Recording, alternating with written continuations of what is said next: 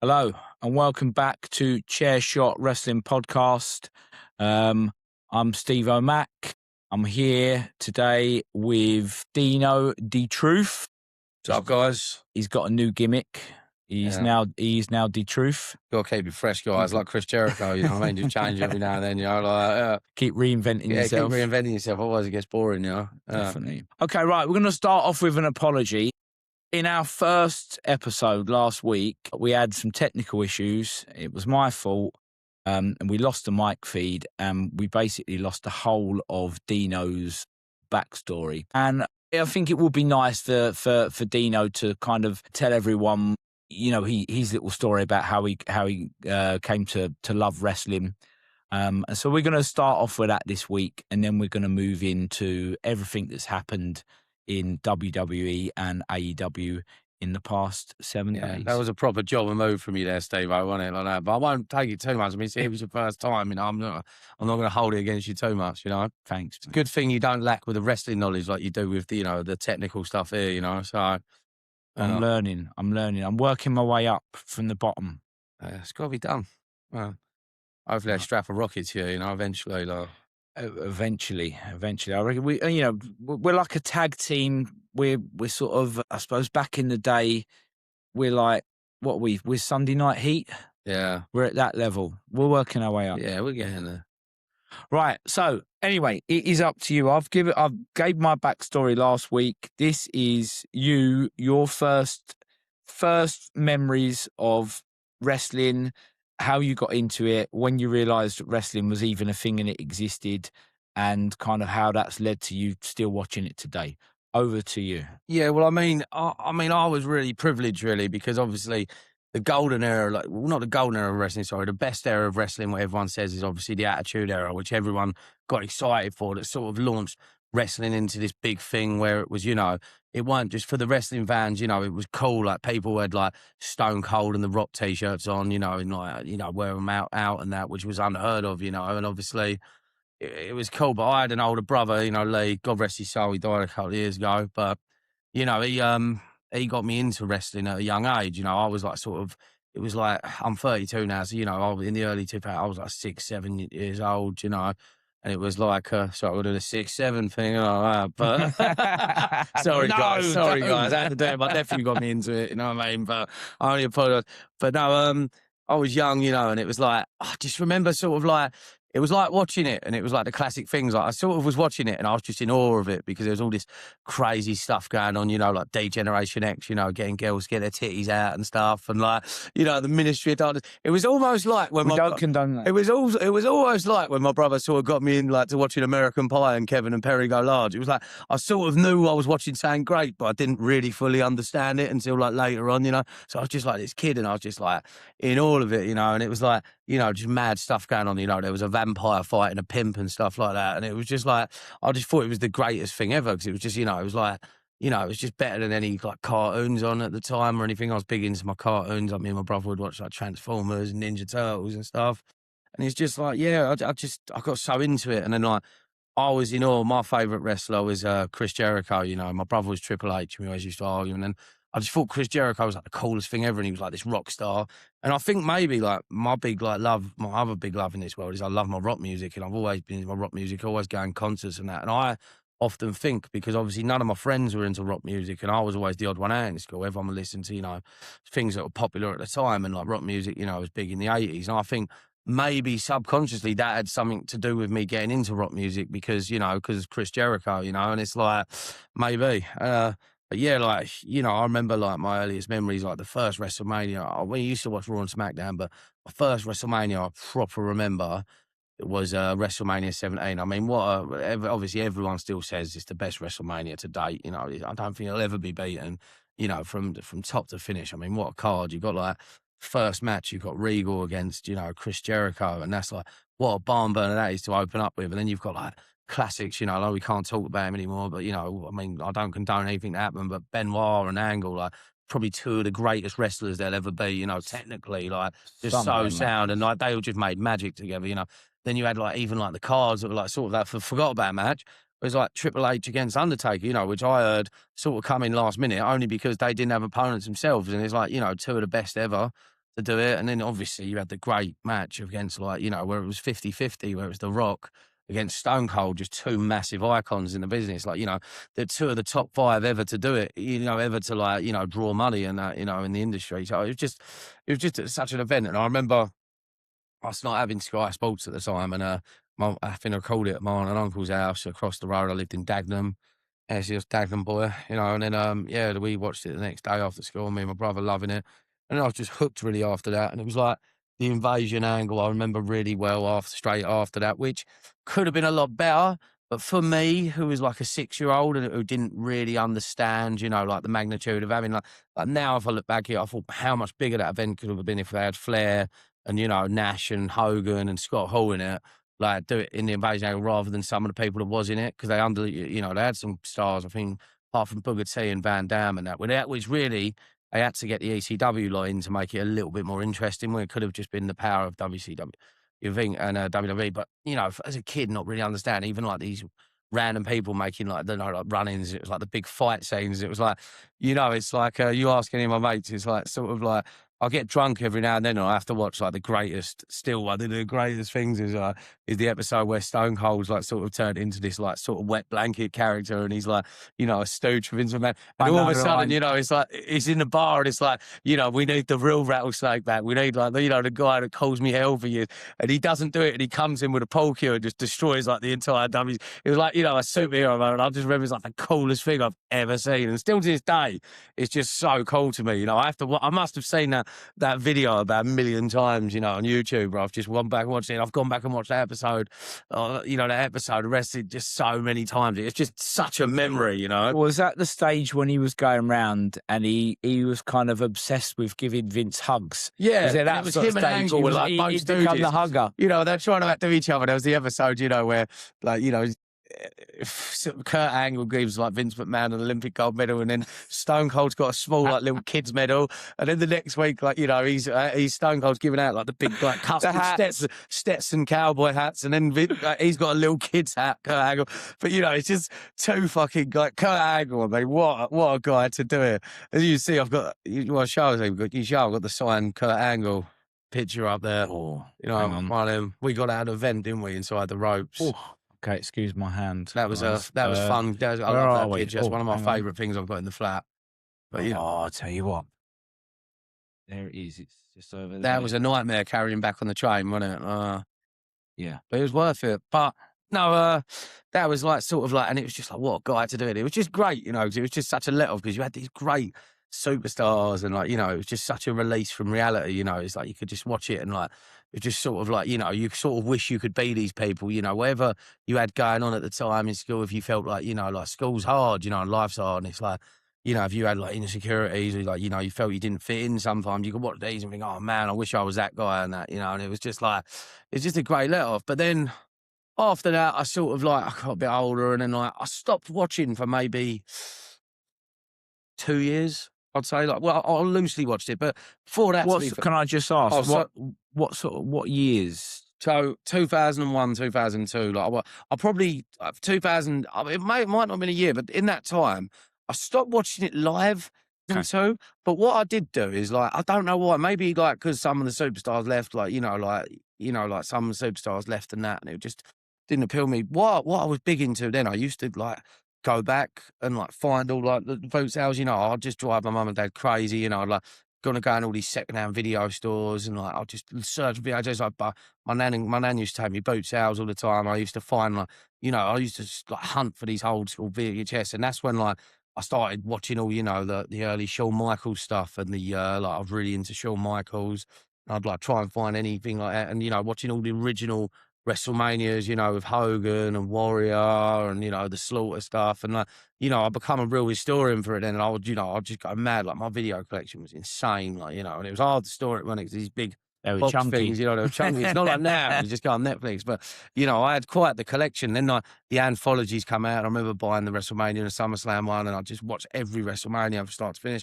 But then I got back into it. I can't remember, it was the earlier, I think, I remember watching an episode of SmackDown, and then it was like 2000, it must have been 2000. When was WrestleMania? When was the WrestleMania? What WrestleMania was it with the Eddie Guerrero with Benoit when they embraced? So that was WrestleMania 20. 20. I'm sure it was 20. Yeah, That was in 2004. yeah, Definitely 2004. So beginning of April. So maybe 2004. a year or two, maybe like sort of 2002. I watched it a little bit, and then I definitely tapped out 2003. Even though I've gone out and watched all the pay-per-views from 2003, you know, I remember like watching it, and it was like it was like Goldberg and Triple H and stuff like that, wasn't it? And you know, but then I sort of got back into it because I remember an episode of SmackDown coming up. I thought I'd give it a go, and I absolutely loved the Eddie Guerrero storyline because he had just won the world title. I think it must have been like just after No Way Out, and it was like the build from No Way Out to him, and I was really into it. And Eddie Guerrero was just like, you know, like red hot at the time, and I loved Eddie, you know. And I thought, oh, I remember Eddie back in the day. So like, I begged my mum and dad, and they actually let me. They bought Sky Sports for me to watch WrestleMania that year, and I remember watching it, and it was, you know, that great match between Eddie, you know, and Kurt, where he, you know, he's got the ankle lock in, and he, you know, he takes the boot off, and he like, you know, the small gold boy pin. It's fantastic, you know. But I remember one of my big memories with that, and he was my next star because I was probably like 10, 11 years old at this point. And it's like, I remember Rey Mysterio come out, and it was the cruiserweight invitational, you know, and it was Chavo was the champion, and Rey Mysterio come out dressed as the Flash. Now, my other big love, you know, I've got all the Marvel stuff on my arm here, the tattoos. I've always loved comic books, and I used to get like, you know, descriptions, and like I was a big Marvel fan, but I know Flash is DC, but I love the Flash. I used to get the Flash comics every week. I used to have comic book stuff. I was big into my comics, and I remember seeing Rey Mysterio as the Flash, and I was like, wow, like that was it. Do you know what I mean? Like I just thought like I was hooked again. I was so obsessed with Rey Mysterio. You know, like Rey Mysterio was like, you know, what kid that age didn't love Rey Mysterio? You know, he was just like, he was like a real life superhero. And I remember, funny enough, actually, my mum and dad took us to a house show in Sheffield, and me and my brother were there, and my brother says, "Oh, you know, all these superstars. There was a gym upstairs in the arena." So my brother's like, "Come on, you know, we was a bit crafty, you know, we're from the East End, Cockney geezers, you know." And he said, "Come on, there's a door here. Let's see if we can get up." So we walked up, and we got surprised. There's no security there, and we walked through the stairs, and like we see a lot of the wrestlers working out, and you know, I had like a little autograph book. I got to interrupt them, and then like we met Charlie Hoss, we met Devon Dudley, we met Rob Van Dam, but then surprise, surprise, I met my hero. I met Rey Mysterio. He was there, and like Ray come up, and he was the nice. Like I can't explain to you like what a nice guy. And he wouldn't let me get a picture of him because I had my blue Rey Mysterio mask on, which I've still got in the flat here. So he wouldn't let me get a picture because he didn't have his mask on. And he said, "Oh, but I could tell it was him, you know, 'cause he had all the tattoos and he was a little guy, hench guy, you know." And he said, "Oh man," "Oh man, you know, like, so I'd love to, kid." He's like, "I can't get any picture of my mask, but he give me a hug and that, you know," and he signed my autograph. And I thought, what a guy, you know, I mean, what a top geezer. And I just like Rey Mysterio there was like, you know, my hero there. And like, you know, I'd watch everything. And then like, it was when Ray, that moment, one of the big moments, you know, after it was like WrestleMania when Eddie died. And it was like, I think it was it 22 where Ray finally? I think it might have been. It was a I think triple. it was 22. It was a triple threat. 21, because 21 was the insurgence of, you had Batista. Definitely wasn't. It definitely wasn't. Batista and John Cena won the titles, Yes. didn't they? Yeah. The next year, off Triple H and JBL respectively, and then that year, you know, it was such a big moment to watch Rey Mysterio come out and finally get his due. You know, and Yeah, I think I you're was in right. love with that era. I broke my heart when Kane beat him at the thing. I remember that, you know, when Kane beat him after Money in the Bank. Yeah, but that was like my memory, and like, you know, ever since then, I still, you know, to be honest with you, I mean, I've probably missed a couple of episodes here and there, but I've been a solid wrestling fan since then. Really, you know, it's been over 20 years now.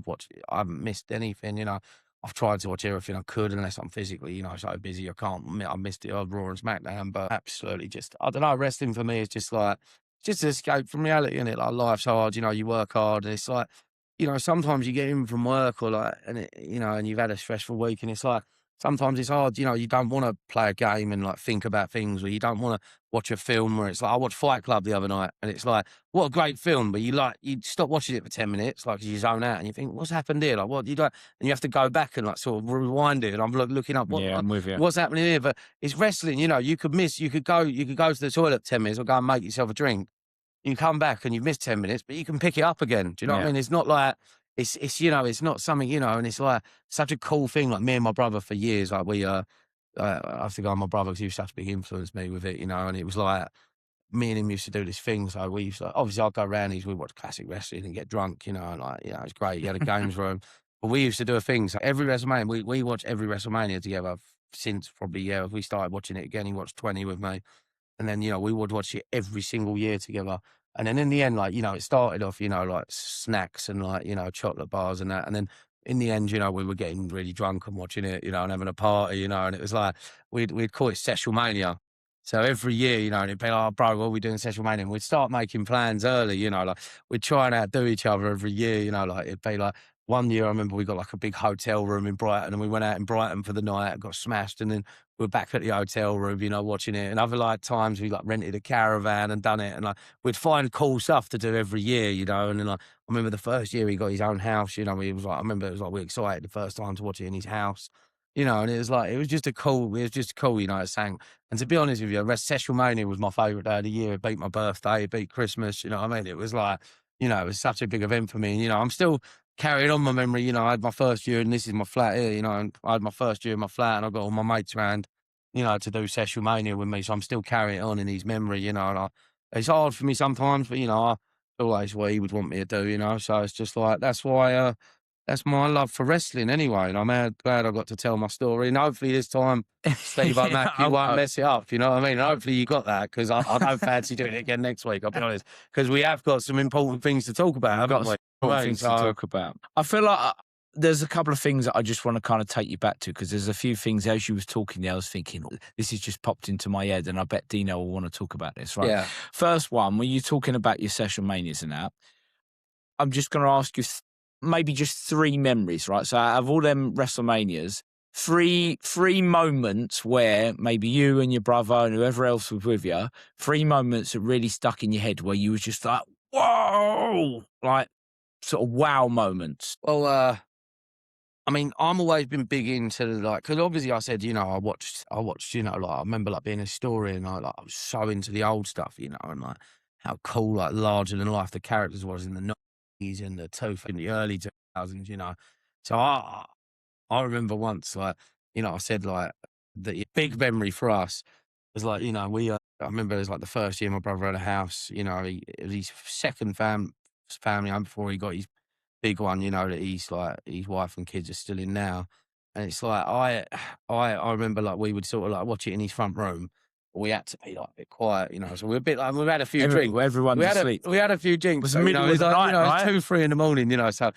And then it was the match. And like, obviously my brother was like a massive Triple H fan. And I love Triple H as well because of my brother, I still do. And it was like, Triple H ledge. And then like, so he had the match against Sting, and it was Sting like first coming. He'd finally, he had been the last man. He went down with a ship with WCW, and everyone sort of come over for these big contracts, and he weren't interested. He went TNA, and he finally had his WrestleMania moment. Now, me and my brother are staying quiet for this entire thing. We're smashed at this point, and we're trying to stay quiet. But then first things first, D-Generation X comes out, and I remember both of us just jumped up, and we're sort of like in each other's arms, and we're jumping up and down like little school kids. Like lads were like, we're just like lost our, like just that excited, like we'd lost our virginities or something. You know what I mean? The first time, it was just like, oh my God. And then like we're trying to contain ourselves, and then the NWO come out, and then we're just like, oh my God, like the NWO and D-Generation X having a wrestling match. Like this is just like the fucking coolest thing ever. Do you know what I mean? And then like, because that's a dream, isn't it? Yeah, it is. Like, it's like people at the time would. You have this because never happened. I watched the WCW classics and like, how cool were the NWO and how cool were D-Generation X. And it's like you always like sort of I wish they would have had a a match, a 6-man tag or something. And it's like, but it's like in their prime. But it's like even though they weren't in their prime, Scott all knackered at that point, Razor Ramon. But he sort of come out, and it was like, and then Shawn Michaels comes out at the end with a super kick. You're just like, man, like that was just the biggest let me up. It was just the fucking coolest moment ever because we were just so excited. Like, and I remember we screamed the house down, and we probably woke the whole house up, but we were, like, before then we were trying to be quiet for like 2 hours before then. And it was just like, oh my God, like, it was just like, it was the coolest thing ever. And then, there's that. I mean, there's so many, to be honest with you. I mean, I just used to love the whole event. WrestleMania, but I was always, I was big into nostalgia. But like I said, like Ray winning the title was massive for me, as a kid, more of a kid. But I mean, the Daniel Bryan, the Yes movement, I mean, that was big, wasn't it? That was big. And I mean, yeah, I remember like you know, like I said, like the rock cult, like the rock culture and the WWE culture was going to. I remember going to see Tenacious D in London, and it was about 2 months before he won the title. You know, everyone's in the crowd started doing the yes, yes, yes. You know, everyone's just, it was just everywhere. It was like popular culture, wasn't it? You know, it was just linked in with everything, you know, and it was so, and it had been a while since WWE had finally, like, you know, before like the D-Generation F, I've got like 2 words for you, know, everyone used to say that in school. It was It was 2 the first years, mate. time. They built that for 2 Yeah. years before they actually gave him the belt. Yeah. That yes movement was started at WrestleMania 28. Yeah. And it did feel like most fans, I think, that had been watching it around that sort of time, it did feel like we'd been on that journey, on that 2-year journey with Daniel Bryan. And I'm with you on that. That moment, like, I think everyone felt that he was going to win it, but there was still that question mark of, are they actually going to let him have the belt? I'll be honest with you. I even think it was longer than the 2-year build, like really, because what I feel is, I mean, like even with the Nexus stuff, I mean, he was like, you know, he was in like in the Nexus, NXT, and he was the underdog there, you know, and the Miz used to take the piss out of him, and he was like, you know, this little girl, and everyone, and you know, he was such an indie darling, you know, that everyone loved him, that everyone was like the sickos, like me and you are, the wrestling fans, sort of see stuff, you know, on YouTube and stuff, and we like, you know, we was excited for Daniel Bryan to go, but he was just pushed, and everyone was like thinking, you know, how dare they? You know, he's such a talent. And then like, you know, I remember they had the match where Cena captained the team against the Nexus, and he was like the last member to come out. Didn't he get like released from WWE for a while? He choked Justin Roberts with the tire, didn't he? And like he's like, you can't do that, and they released him, and he was just such an afterthought. And then like, you know, people liked him in. I remember he had the run where he won the US title off the Miz. And he come out and he had his like the Superman theme thing, didn't he? And it was like people were just so into him then and then he was just such a character, wasn't he? Like he reminded me of like, you know, like that Kurt Angle character where he was like such a technical wrestler, but he could do the comedy stuff. Yeah. I mean, how good was his stuff with Kane, like the Team LO stuff, you know, like, and it was like people loved him, you know, and he'd go going against the Shield with Kane and stuff. Like it was just, you know, the Team LO where he's done the counselling, the tag team counselling thing, you know what I mean? Like it was just that was gold. I'd like to watch that back because they're the sort of things you completely forget about. Yeah. But I bet that is still funny now. No, yeah, definitely. Yeah.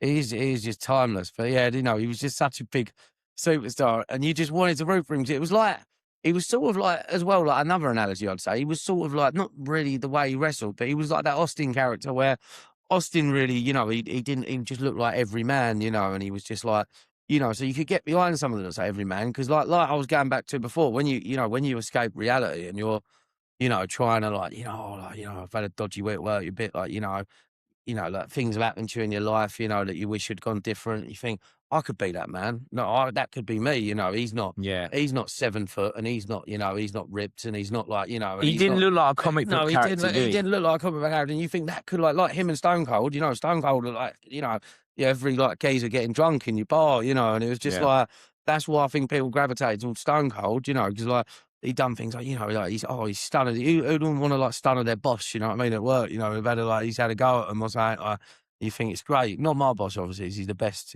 just in case he's listening, do you know what I mean? Like, I want a thing, but, it's just like, it's just like I said, it's like, he's every man, and it's like, you feel like you could beat him. And it's just, you take it from there. Like, it's just, and then when he wins, you think, it's like a victory for all of us, wasn't it? Yeah. It wasn't just a victory for him, it was a victory for the everyman. And it was like, it was just like, he's done it, he's beat this. Because I remember the storyline was when he won the title for a brief second, then Randy Orton come out and Triple H screwed him, didn't they? And he was sort of, I was, you're a B+ player, you ain't an A player, you know what I mean? Like, and it was like the big side. It was like, how dare he, and it was like, people were just a bit bored because at the time, I mean, I love Randy. Who don't love Randy? But, he'd won about 10 world titles at that point, and like people just wanted, for years, I mean, it was like that. For years on the Raw brand, it was either Edge, Cena, or Orton was champion for about a 10-year period. There was no other champions. It was like one of those three. It was just mixed about, like, and that's why, I think Edge had 10 titles and Orton's on 14 now, and Cena's broke the record now. He's on 17. So, between them, that's what, like 40 title reigns? I think anyone that did kind of break out of those three, only sort of had really like one title. Yeah. They didn't kind of, no one No, really came it in. So wasn't for you only long had periods, yeah. like Miz, you know, he only had the one reign, didn't he? Once he lost it, that was it. It was done. Which I proper love, to be honest with you, because I love the Miz, really. I think like we're going to go back to me because we're going to talk about some of the stuff that happened on Backlash. Because obviously, yeah, I mean, I won't go too much into detail, but the Danhausen thing on Backlash, you know, which I was speaking to you about, you know, after it happened, and I said, I don't know, I absolutely loved it, to be honest with you, because I just thought it was refreshing. Re- It's like saying it was stupid, but it's like saying that happened in the Attitude Era. It would happen in the Attitude Era, you know, like a let me up sort of Yeah. match in between the pay-per-view. And I feel like what a character Miz is, because that's the sort of people you want on your team, because he's a company man. Like he hasn't got this big ego where, like, you know, like he's been rewarded and he's been given a couple of title runs and he's like, you know, and he's a Triple Crown champion twice over, but he's not afraid to embarrass himself and do that character, because, you know, not a lot of people would be up for doing that, you know, embarrass themselves, getting like fighting like, you know, a smaller wrestler and fight, you know, lose it. Yeah. And he's not afraid to do it, and it's like he knows it's for the good of the company. So I've just always had a lot of time and respect for the Miz, because, you know, he's sort of like, you know, and he had a hard run, because obviously, although, you know, people, it's the stuff, you know, where it was like the wrestler who can't be named, where it's obviously Benoit, you know, banned him from the locker room, and he was getting changed in broom cupboards and, like, you know, like bathrooms, you know, like, and he didn't have a locker room. But he, you know, he sort of built his way up. He built his way up, and that's why. And like, he was a company man, you know, and he's done all these skits over the years where he's really probably embarrassed himself, you know, but he doesn't care, you know, because he knows, like, oh, he's got that mindset, like, you know, any like sort of advertisement's good advertisement, and he's, you know, he's not scared to like mix it up with people and that, you know. So I've just always had a lot of respect for the Miz, and I really enjoyed his title runs, to be honest with you. I remember going to see a house show with my brother, and it was like, you know, because I'm the Miz and I'm awesome. And he done the thing where, you know, it was the spinner belt at the time, and he spun it round so it was an M instead of a W. And Yeah.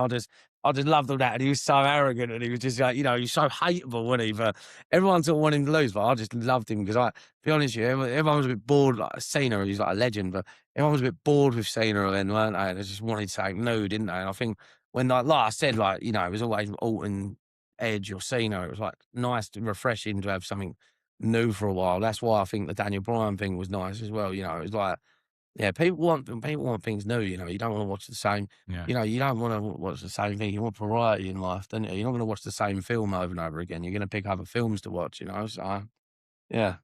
We're definitely going to cover the current Miz stuff a little bit later on. I mean, what I'd say about the Miz is that, first of all, I feel like sort of recently, or maybe it might have been sort of last year, there was a lot of people questioning his contract, I think, was coming up, and they were thinking he could be one of those guys that TKO could quite easily just sort of let go as he run his course. You know, are people starting to kind of get a little bit bored with him?